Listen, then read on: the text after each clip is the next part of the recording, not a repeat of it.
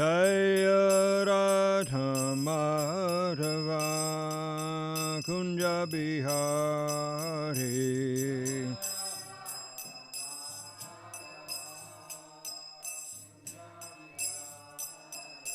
Jai Gopi Janavallabha Girivardhari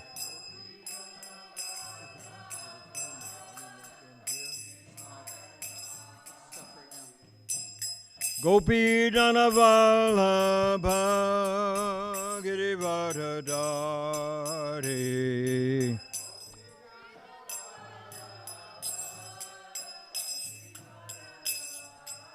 Jashodanandana Brajajana Ranjana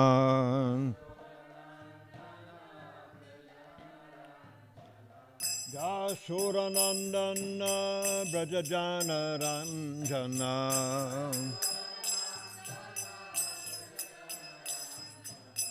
Yamunatira Vanachari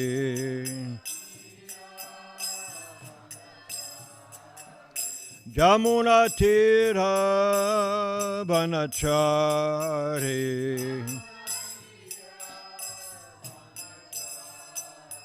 Jai Radha Madhava Kunja Bihari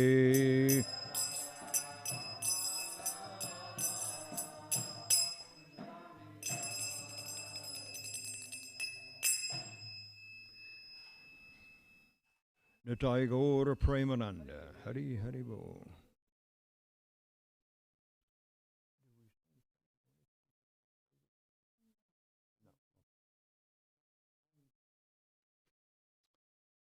Om Namo Bhagavate Vasudevaya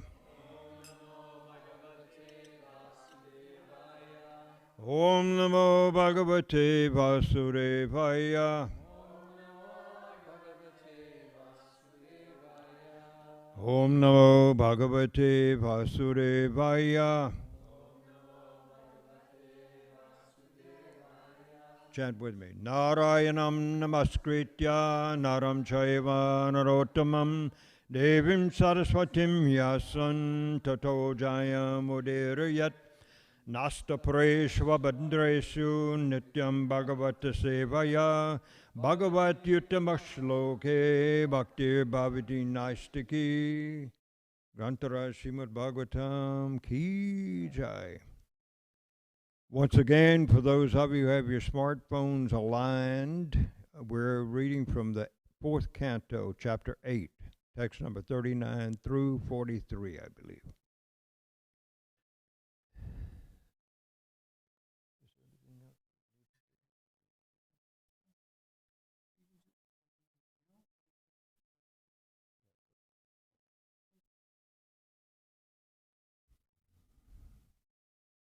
So, text number 39.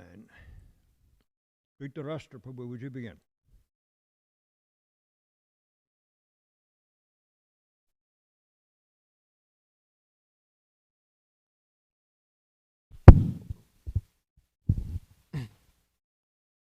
Text 39. The sage Maitreya continued.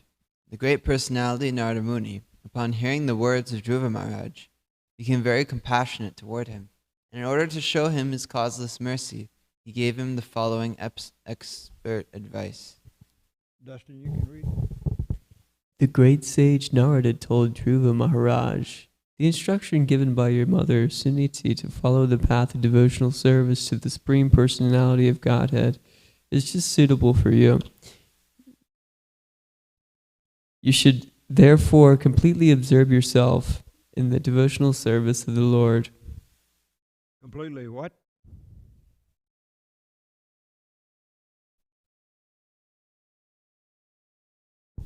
You should completely absorb yourself in the devotional service of the Lord. Okay, just making sure. Premamrita Devi? Any person who desires the fruits of the 4 principles, religiosity, economic development, sense gratification, and, at the end, liberation, should engage himself in the devotional service of the Supreme Personality of Godhead, for worship of his lotus feet yields the fulfillment of all of these.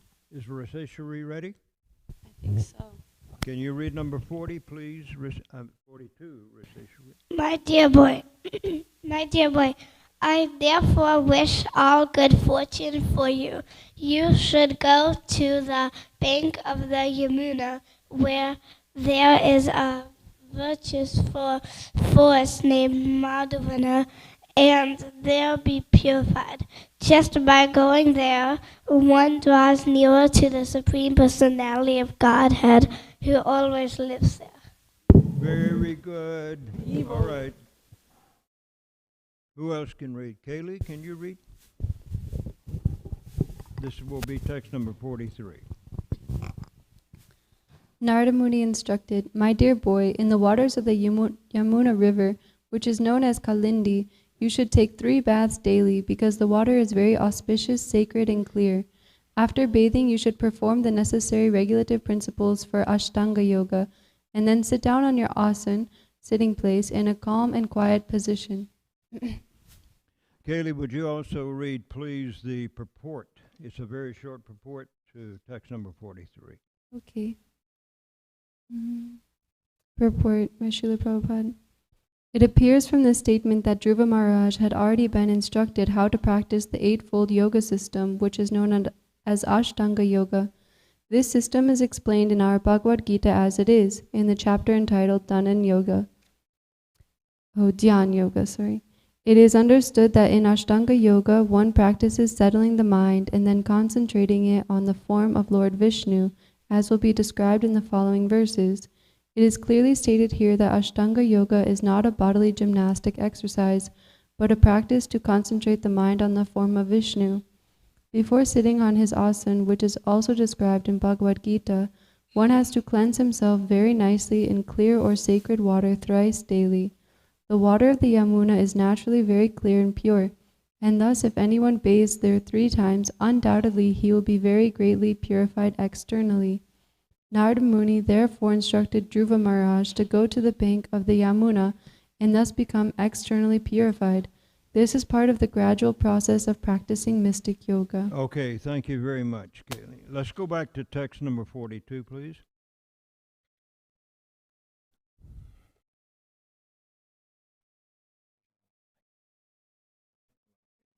Well, let's see. Maybe I can get. That's more. Word for word. Tad. That's tat. Tata. Gacha. Badram. Te. Jamunayas. Tatam. Shuchi. Punyam.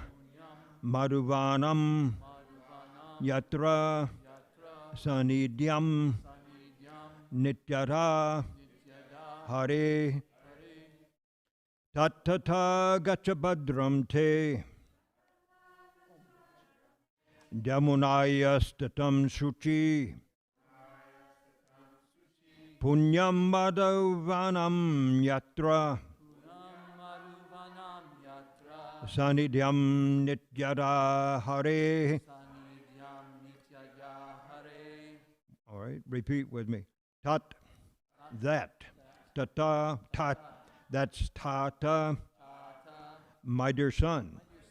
Gacha, go. Badram, good fortune. Te, for you. Yamunaya, of the Yamuna. Tatam, bank.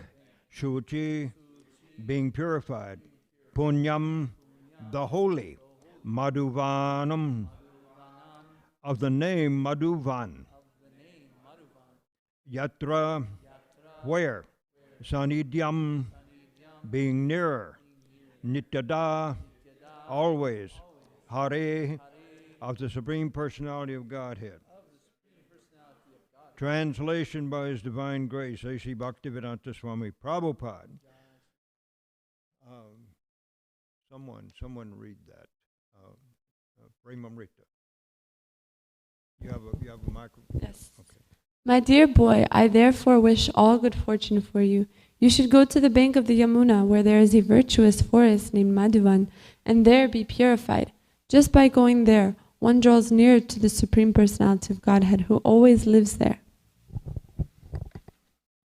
Okay.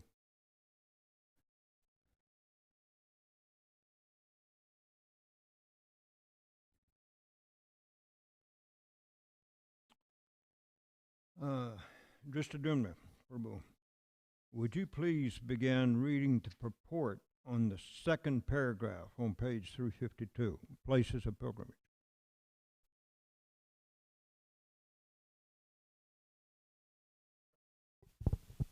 Places of pilgrimage yield a special advantage for a devotee in quickly advancing in his spiritual life. Lord Krishna lives everywhere, but still it is very easy to approach him in holy places of pilgrimage because these places are inhabited by great sages. Whoa, that's it. Now, get that. Read that sentence again. Lord Krishna lives everywhere, but still it is very easy to approach him in holy places of pilgrimage because places are inhabited by All right, get that now. In holy places of pilgrimage, why is it easy to approach him? Because what? Dristadumna. There, was that Dristadumna? They're inhabited by great sages. Okay, and then up, they are inhabited by great sages. All right, read on, please. Lord Shri Krishna says that he lives wherever his devotees are chanting the glories of his transcendental activities. There are many places of pilgrimage in India, and especially prominent are Badari Narayan, Dwarka, Rameshwar, and Jagannath Puri. These sacred places are called the four dhams. Dham refers to a place where one can immediately contact the Supreme Lord. To go to Badari Narayan, one has to pass through Hardwar on the path to the Supreme Personality of Godhead. Incidentally, that word Hardwar, I think, is a westernization of the word. I was told by one of our Guru Coolies who spent time in India, this is Krishnadas, Arjuna Prabhu's son, that they pronounce it there Haridwar. You know that. Confirmation. All right, read on. Similarly, there are other holy places of pilgrimage, such as Prayag, Allahabad, and Mathura, and the topmost of them all is Vrindavan. Unless one is very advanced in spiritual life, it is recommended that he live in such holy places and execute devotional service there. But an advanced devotee like Narada Muni, who's engaged in preaching work, can serve the Supreme Lord anywhere. We can say that also for His Divine Grace, A.C. Bhaktivedanta Swami Prabhupada. Read on. Sometimes he even goes to the hellish planets. Hellish conditions do not affect Narada Muni, because he is engaged in greatly responsible activities in devotional service. According to the statement of Narada Muni, Madhuvan, which is still existing in the Vrindavan area, in the district of Mathura, is a most sacred place. Many saintly persons live there and engage in the devotional service. Okay, of the we're Lord. going to end the reading of the purport there. And we'll say, Om Gyana Timidandasya Gyananjana Salakaya Chaksurun Militam Jaina Tasmai Shri Gurave Namah Shri Chaitanya Manobishtam Stapitam Jaina Bhutale Swayam Rupa Kadamaya Tadati Swavarantikam Vande Hum Shri Guru Shri Dutta Padakamalam Shri Gurun Vaishnavam Cha Shri Rupam Sagajatam Sahagana Raghunathan Vitam Tam Sajivam Savadvaitam Savadutam Parijana Sahitam Krishna Chaitanya Devam Shri Radha Krishna Padan Sahagana Lalita Shri Vishakan Vitam Cha He Krishna Karana Sindho Dindabando Jagatpate Gopesha Gopika Kanta Radha Kanta Namostute Tapta Kanchana Gorangi Radhe Brindavadeshwari Rishabhanu Sute Devi Pranamami Hari Priye Jai Sri Krishna Chaitanya Prabhu Nityananda Sri Advaita Gadadhar Srivasadi Gaura Bhaktavinda Hare Krishna Krishna Krishna Hare Hare Hare Rama Rama Rama Hare Hare Nama Om Vishnu Padaya Krishna Prastaya Bhutale Srimate Bhakti Vedanta Swaminiti Namane Namaste Saraswati Deve Gauravade Pacharine Nivishesha Shunyavade Pasatare Shatanine Nama Om Vishnu Padaya Krishna Prastaya Bhutale Srimate Tamal Krishna Goswaminiti Namane. So what time, which yuga do you think we're in right now in this reading? Satya, a good chance we're in Satya Yuga, and yet we find that there is envy, there is pride, and these qualities are being expressed by some of the important members of that assembly. What was anybody remember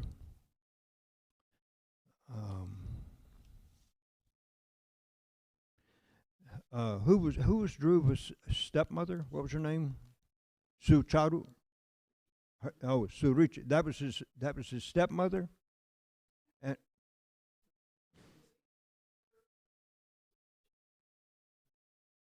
okay, we got that now. Suniti was his mother, and Suruchi was his stepmother. And we see that Suruchi really wanted her son to get the attention of the father. Does anybody remember the name of the father? Uttanapat. And he was the son of whom?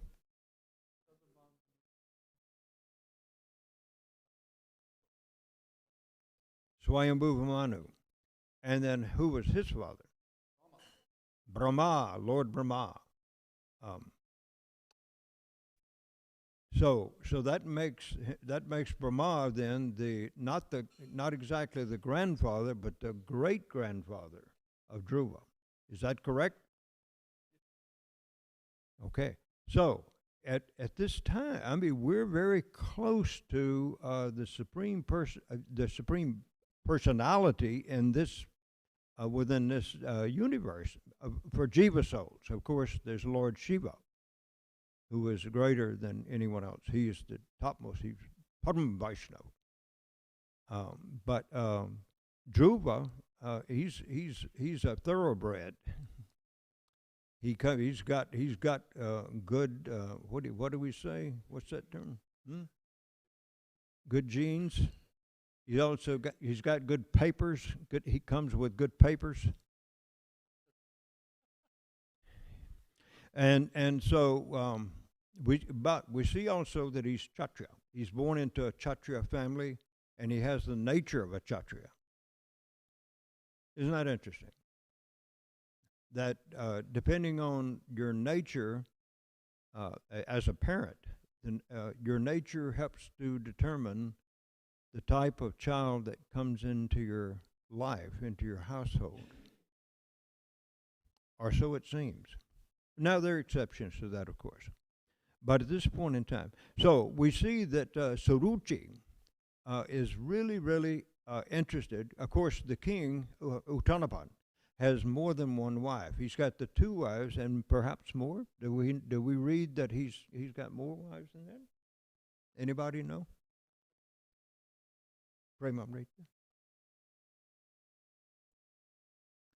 So then we see that this one wife is a favorite of the king, and he's a bit henpecked, as we would say. He's a little bit too much taken away by this one person. We see that there is the desire then for her son to become the king. And even goes so far as to make sure that the king doesn't become too attached to his other son, Suniti's son, right? So this seems rather unusual to be happening in the age of Satyuga, which is an indication to us that anyone who comes into this material world without being asked to do so directly by the Supreme Personality of Godhead for a particular purpose, like Srila Prabhupada was asked to come into this material world. Most of us who come into this material world are doing so because of our past desires and activities. And so it seems with Saruchi and also with her stepson, Dhruva. This is not the first time that something like this has happened. Can somebody give me an instance in the distant past, very distant past, of a queen who caused some considerable disturbance in the entire kingdom by her desire to have her son as the king?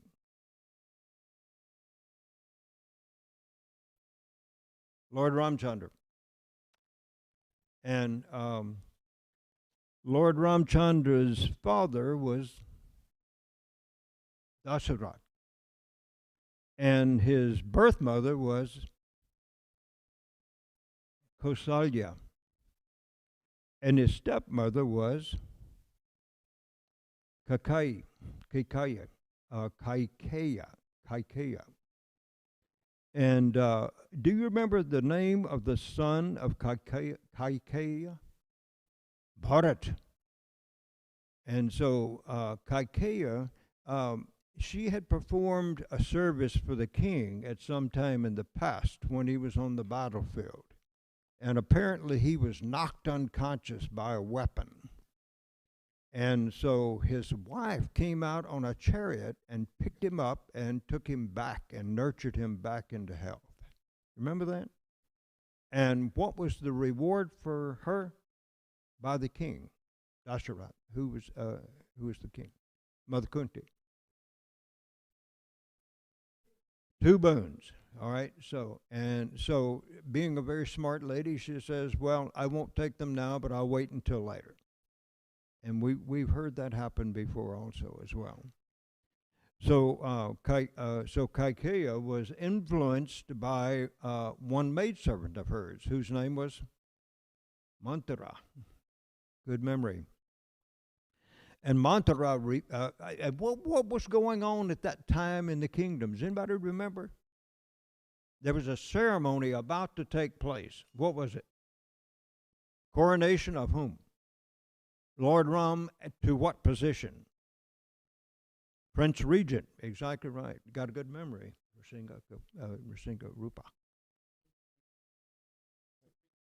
Prince Regent. What is a Prince Regent?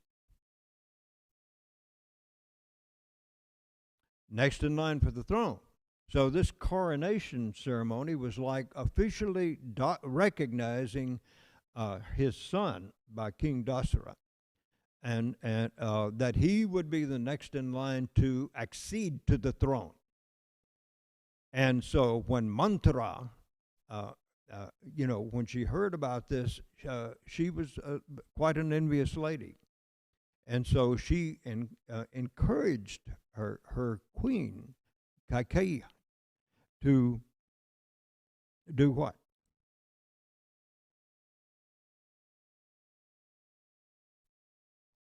Okay, so Manthara encouraged her to take those boons now, because if you don't, your son is going to be in a second-class position. And Rama, who is the son of what was her name? Kausalya. She will be the queen of the kingdom, and so the queen mother, we should say, and Ram will become the king. And so this was really Kaikeya got to thinking about that, and she decided that why shouldn't my son be the king?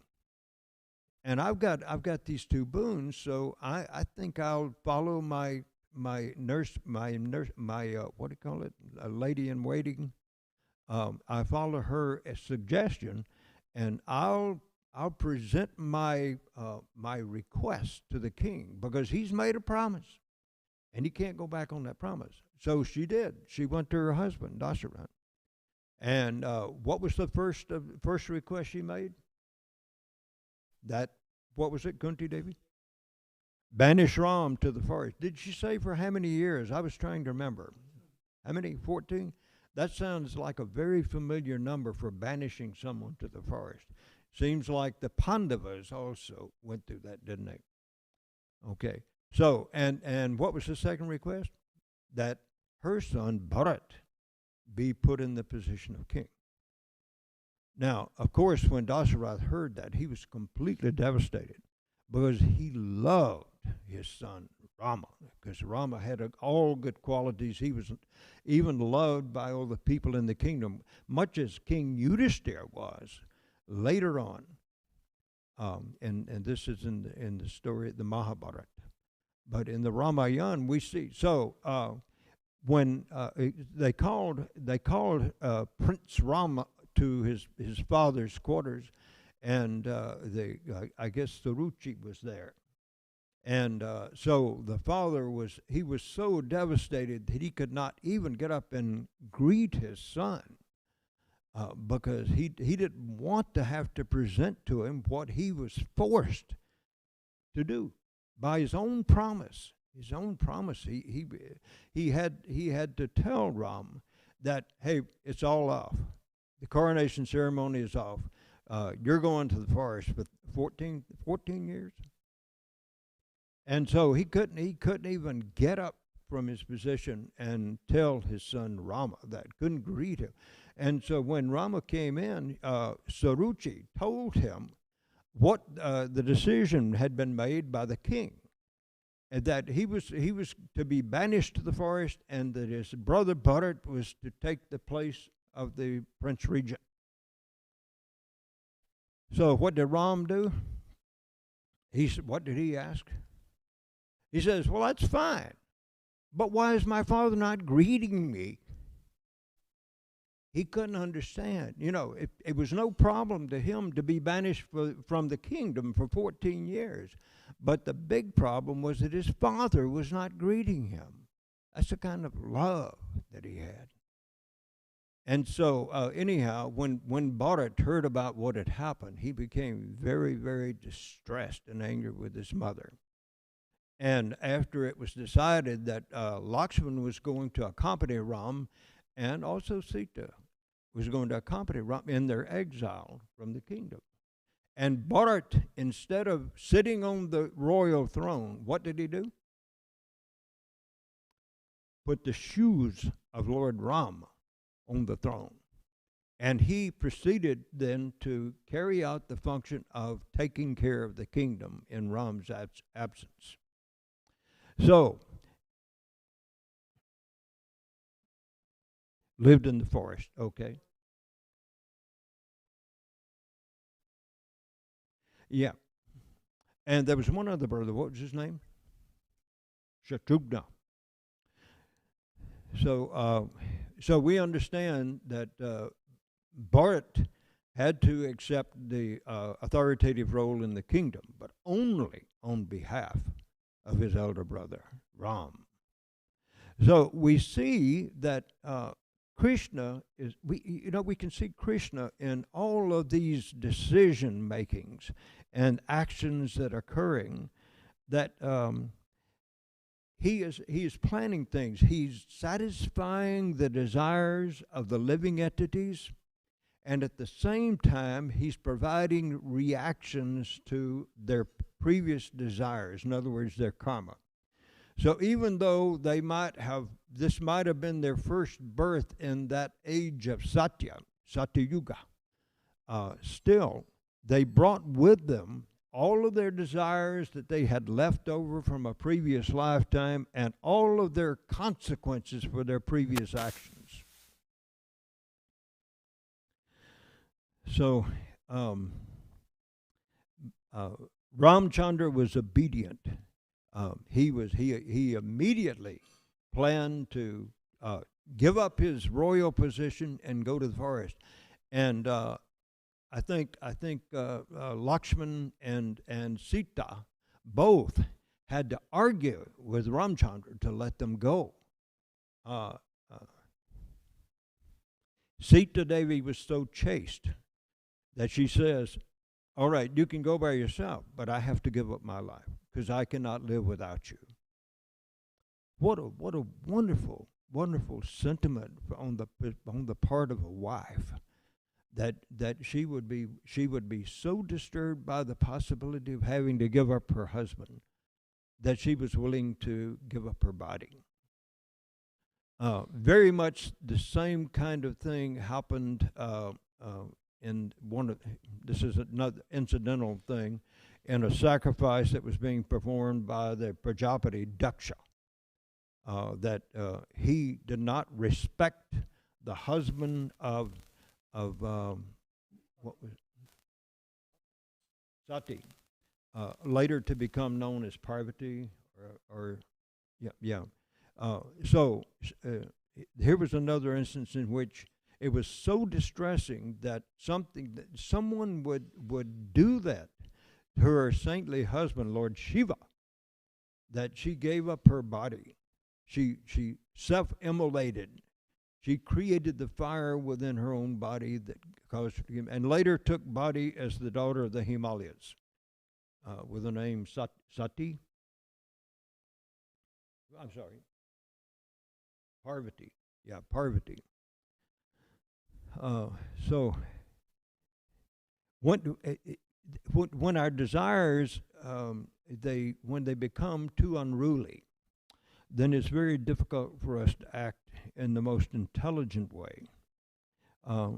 There was another instance in which someone wanted his son to become the king, and therefore there was great disturbance throughout the kingdom. Does anybody remember what that was?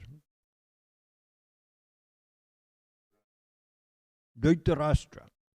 Yeah, wanted so much, had 100 sons, but his firstborn son, at whose birth there were all kinds of evil omens present, and he was given, Dhritarashtra was given the advice to put this son out.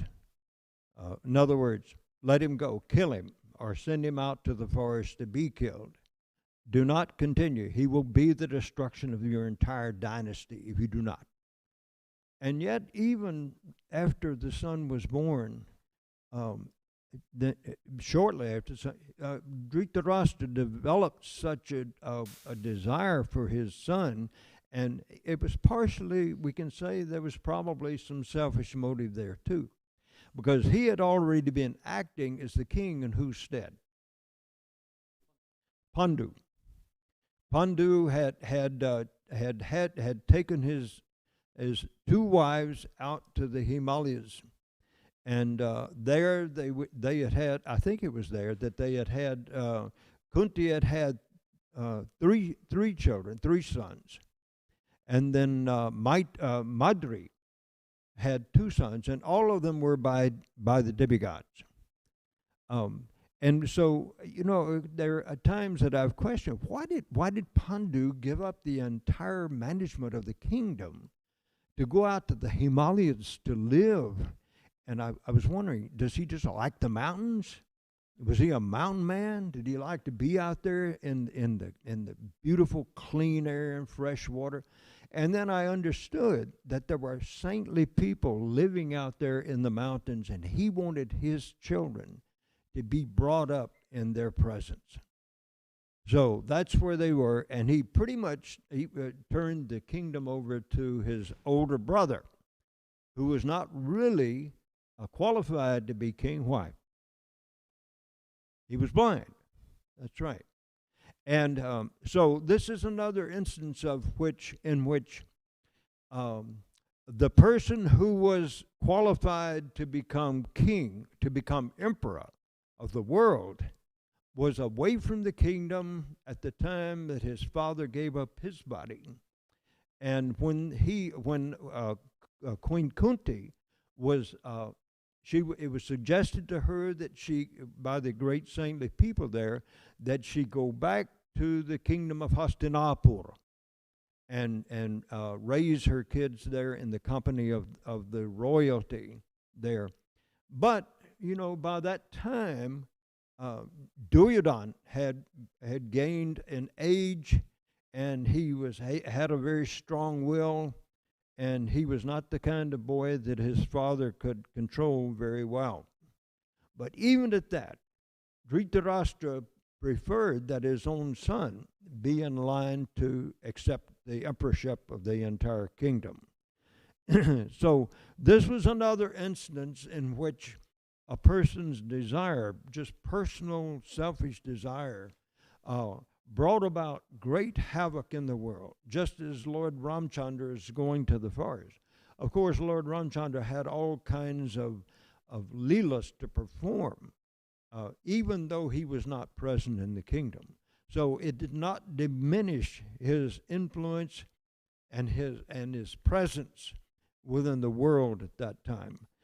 We see also that in the case of Yudhishthira, who was Pandu's oldest son, he was very kind, very followed religious principles very well. Who was his father, by the way? Yudhishthira's father, Yamaraj, also known as Dharmaraj. So Yudhishthira had very much the qualities of his father, and so even though he saw that his position was being usurped by his cousin, his evil-minded cousin, still he accepted the authority of his uncle Dhritarashtra, even though he knew that it could possibly lead to great difficulties for him and his brothers and their wife. And who was their wife? Draupadi. So, so then Yudhishthira, even when in the most challenging of circumstances, he was able to control himself, and by his own self-control, control his brothers as well. I'm thinking about the gambling arena affair in which Draupadi was dragged by the hair out of her quarters without her top cloth on, and she was attempted to be stripped naked there in the presence of all of those great personalities who were there at the time, including Bhishmadev. And we have another instance here of a person who was denied kingship just because of the evil desires of his father, the evil desires, selfish desires. And Bhishma, when after he was born, he became a young man. First of all, who was Bhishma's mother?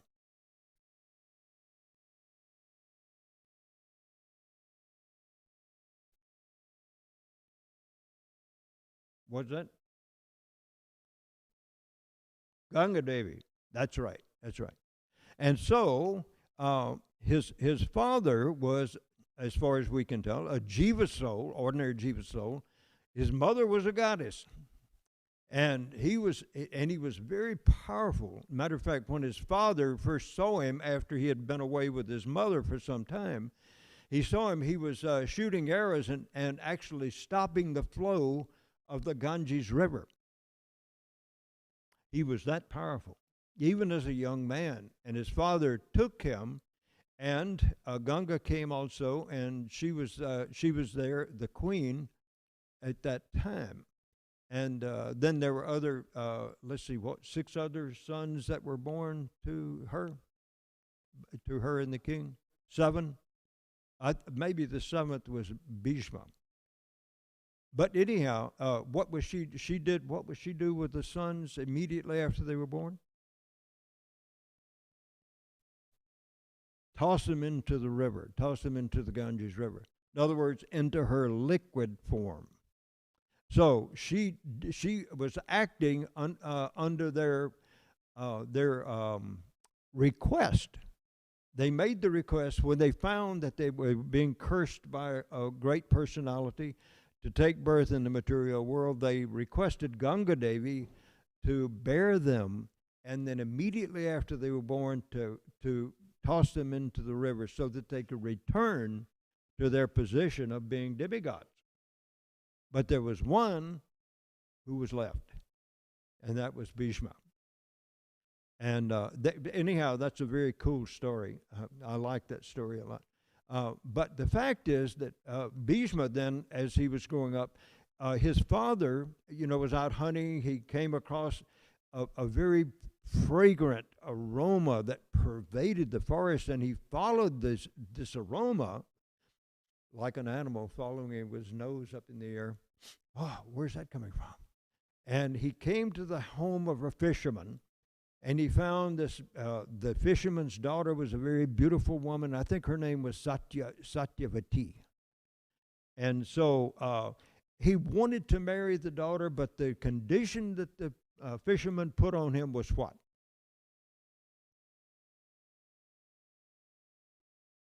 Her sons. One of her sons would become king. Whoever her sons happened to be, they would become king. In other words, the fisherman wanted to be the grandfather of the king. And so we see as that story went on, the king went back to the house, and he was in a very sad situation because he really was he fell for this beautiful young woman who had previously had a fishy odor, but because of her contact with Parashur Muni, she developed a fragrance, a beautiful fragrance. She gave up that fishy smell and had this beautiful fragrance, and that's what attracted the king. And so when Bhishma heard about it, then he went to the fisherman. He found out where he was, went to the fisherman and said, "My father wants to marry your daughter. Understand you have some rules, so I will promise you that I will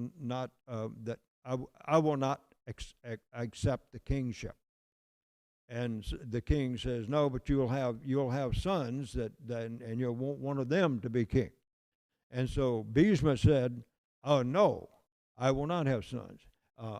In order to satisfy the desire of my father, I will not accept I will not accept a relationship with any woman."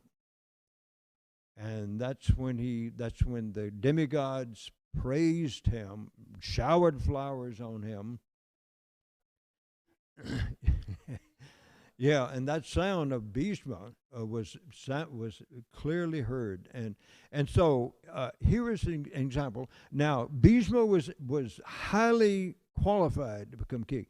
So Satyavati did have two sons that were actually produced by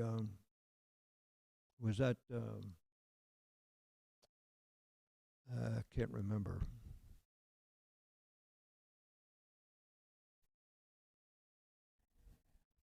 Anyhow, her two sons, the oldest of which was killed in battle with a Gandharva because he had the same name as the Gandharva, and the Gandharva didn't like that, so he challenged him to fight and he killed him. The second son was very, very weakly, and even though he was the younger brother of Bhishma Dev, so to speak, his stepbrother, Bhishma arranged that 3 princesses be brought to the kingdom to be a wife. But the son, unfortunately, gave up his body. So here was Satyavati and her father, the fisherman, whose desires had been thwarted by fate. And here was the person, Bhishma, whom everybody wanted to become the king, but he would not.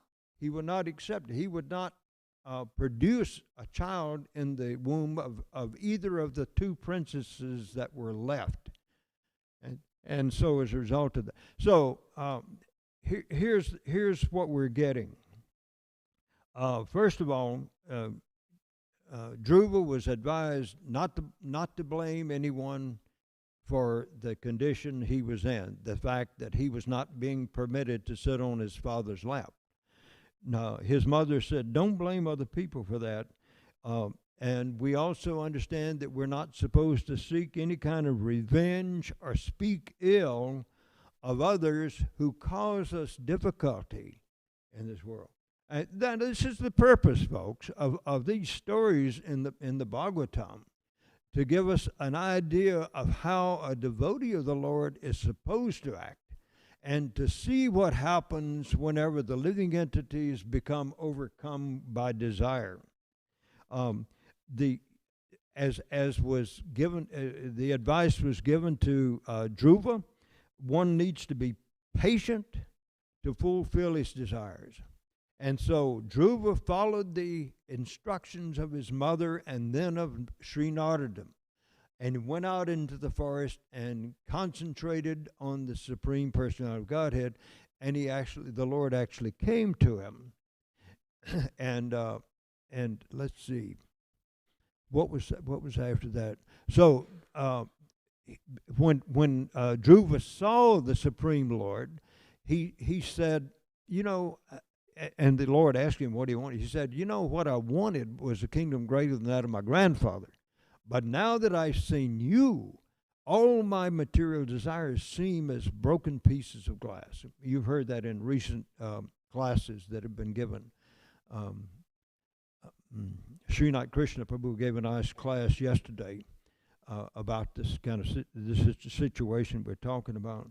So he was encouraged then, and he followed the instructions that had been given to him. And so what did he ask for? I mean, what was he wanting? He was wanting a kingdom that was greater than that of his father and greater than that of his great-grandfather, Lord Brahma. And so what place was he given to reign over? The pole star, the North Pole, Dhruvaloka. And we can see that we've been told, of course, that the North, what we call the North Star, what's another name for it? Does anybody know another name for the North Star? Yeah, but I mean talking about a Vedic name. I can't remember. What? Dhruvaloka. All right, we mentioned Dhruvaloka. That's right. So he was given charge of this planet, and if you understand astronomy, you'll understand that all of the planets and all the other stars of the entire universe circumambulate that planet. So he actually got a kingdom greater than Satyaloka, which is Lord Brahma's place of abode. So, to be patient then, not to speak ill of others who seem to be bringing suffering to us, because we know that whatever suffering we experience, Dustin, is caused not by other people, but is caused from our own reactions to our past activities and by our own desires too. And so, therefore, as devotees, we're told. And you remember the example of when Parikshit Maharaj encountered the cow and the cat and the bull being beaten by the Kali personified. He asked the bull, who caused you to suffer like this? Parikshit Maharaj. Even though here was Kali standing over here dressed as in kingly robes, but he was not at all. And so what did the bull say? It's hard to say what is the cause of my suffering. In other words, we understand, first of all, that other people are not the cause of our suffering. They may bring suffering to us, as a messenger would bring a piece of mail to us. But we don't blame the mailman for bringing us a bill for $20,000 that we have to pay. We don't blame him for that. We actually blame ourselves. We're the ones that became indebted, and now we got to pay the price. And so we see that this is what is suggested, what is advised by devotees of the Lord, to devotees of the Lord, by devotees of the Lord. we try to come to an understanding of where Krishna is taking us, because we can't see far enough down the road to know what's going to happen. A lot of people probably thought, well, this is it, whenever Ramchandra was banished. And whenever King Yudhisthira and his brothers and his wife were banished, he also, they probably thought, well, this is the end of goodness, the end of our kingdom, because it's going to just get worse and worse under the rulership of Duryodhana. But we see they were very patient. And as I was mentioning earlier, Yudhisthira did not let his anger come out. And he did not allow Bhima, his strong brother, to kill all the people in the assembly, because eventually those persons who were causing difficulty to Draupadi, causing difficulties to Yudhisthira and his brothers, they were going to have to come to a day of reckoning. And we see what happened then. Dhritarashtra lost not only his son, the possibility that his son could become king. He lost all 99 sons or 100? He lost all of them, and he lost his position as king. And so by just being patient and acting according to religious principles, Yudhisthira was able to gain the kingdom.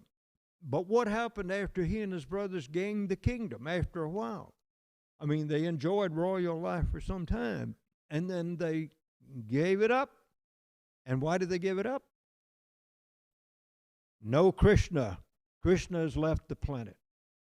We don't want to stay in this kingdom with all of its comforts, with all of its possessions, with all of the nice people around us offering us praise every day. We don't want to stay there if we cannot have the association of our friend, Krishna. And so they left. And so finally, we would say, we try to understand where Krishna's leading us. That's one thing. And then finally, we have to take advice from our spiritual authorities. And that is quite often a difficult thing to do, because sometimes by our close association with persons who are authorities, we sometimes get the idea that this person is not very spiritual. In other words, what does it say? Intimacy, too much intimacy brings about disrespect. What is that term? What is it? Familiarity breeds contempt. Yes. And so we have seen that even in this community, when we've had a person who was authoritative and who was very exemplary in all ways, he would sometimes come under the disdain of other people, saying, and they would find fault, and they would listen to others who were finding fault, and who knows where those people are now? Where are they? They're just gone. So we have to be really careful about offering proper respect to persons who are authoritative to us. And if we can't offer respect, then at least we can pretend to be respectful. But the worst thing is to show disrespect. When a person is in our midst, or we have come into the contact with a spiritual personality, this is that Krishna is making that arrangement for us to come to a place where we can make further advancement. It's not true. And we see that in the case of all of these personalities we've been talking about today, that they just had to be patient and wait. What is that saying from the Bible? Vengeance is mine, saith the Lord.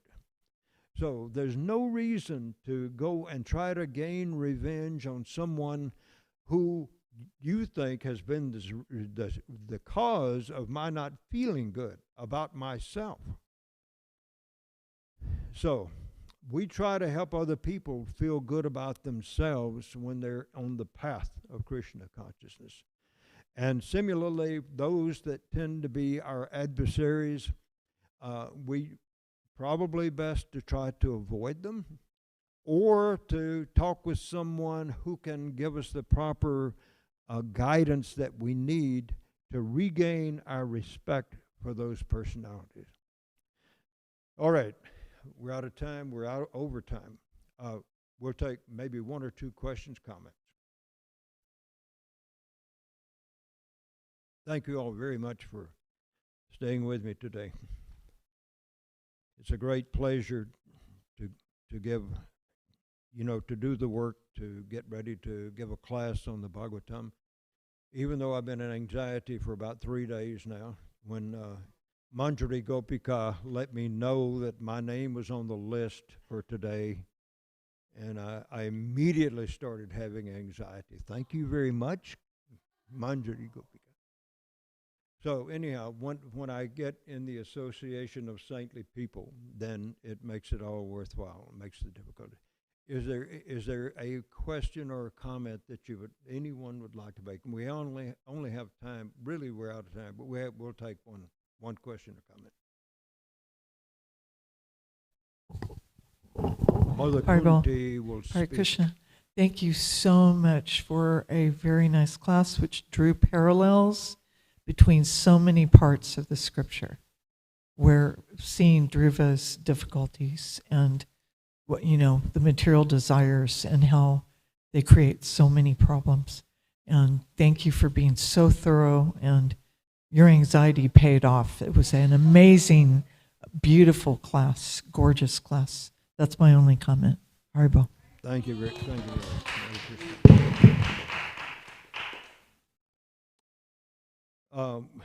We offer our humble obeisances to all of you who are like Vaishnava devotees of the Lord, who are fulfill the desires of everyone, who are full of compassion for the fallen conditioned souls.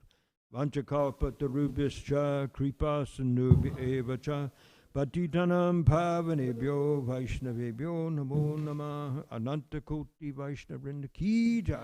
Srila Prabhupada ki jai. Srimad Bhagavatam ki jai. Shri Shri Radha Kalachandidam ki jai. Gaura Premanand.